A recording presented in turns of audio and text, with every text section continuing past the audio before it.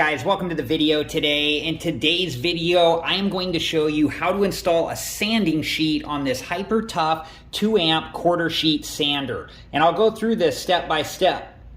And this is a hole punch that came with the sander, and you may or may not need this depending on which type of sanding sheet that you have.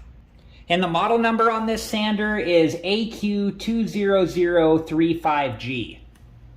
And make sure that you read through the instruction manual before you use the hyper tough 2-amp quarter sheet sander. Okay, so the first thing that we need to do is make sure that the sander is both off and unplugged, and make sure that you're wearing the proper safety equipment and take all safety precautions. These are the 3 different sanding sheets I'm going to talk about in this video. This is a quarter sheet with the holes already punched in it. This is a pre-cut quarter sheet, and this is a full sheet that we need to cut into quarter sheets. And if this is the type of sanding sheet that you have, you just cut this into 4 equal pieces. And I just used a pair of scissors to cut these out into 4 equal quarter sheets. And for this video, since this quarter sanding sheet already has the holes punched in it, I won't use this one. I'll use this quarter sheet instead.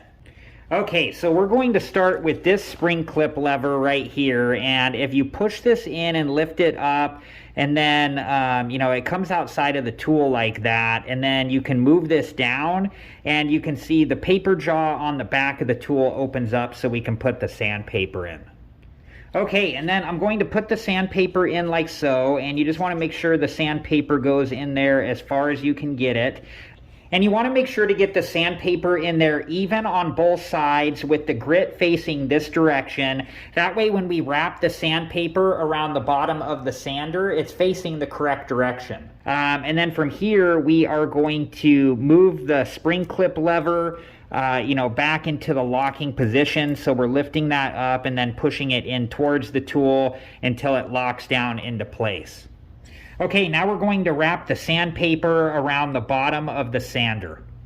And now we're going to release the spring clip lever on the other side just by pushing it in and up and then allowing it to come outside of the sander and then pushing it all the way down like so. Now we're going to put the front part of the sandpaper into the front part of the sander here, right into this jaw piece here. And you want to make sure that the bottom is as tight as possible when you're doing this. This part probably is the toughest just because you do want it tight along the bottom, and so you need to get it as far in here as possible. And make sure that the sandpaper is even on both sides.